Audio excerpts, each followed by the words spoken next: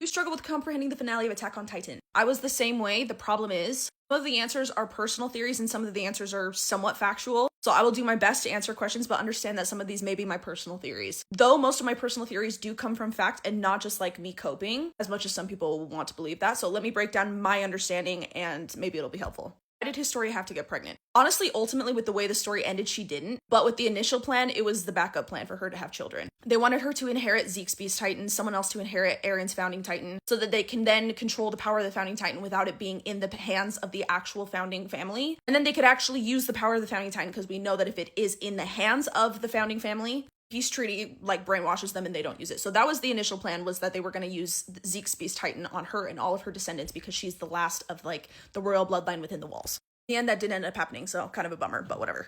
Why did Eren have to do the rumbling? That is way more obscure. Did he have to? That's up for debate. My personal theory is that it's a little bit more obscure than he just wanted to. He just wanted to kill everyone. There's way more at play. He says he's a slave. He says he's confused. He says his brain is a mess.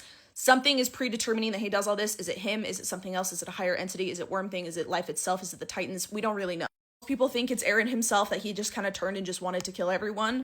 Lots of evidence does point to that, but I do also think lots of evidence points to there being more to the story than we think. And at the end of the day, it's up to interpretation why Eren did it. But he did not want his friends to be slowly killed off in parody. He wanted to let them have a happy life. He was disappointed when he found out that there was a world beyond the sea and he wanted all of them gone, so he kind of made a wish that they would all be gone. Whether or not that means, I personally believe that he then decided to become the worst mass genocide person in the world, or if he was like manipulated into doing it by his future self. Anyways, there's a lot that goes into it. Point being, he wanted his friends to be safe and he wanted to do it.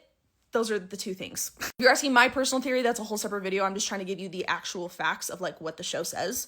I like to have media literacy enough to read between the lines and actually see what they're trying to tell us. And the obvious answer is Eren wants to do it. He's the villain. He sucks.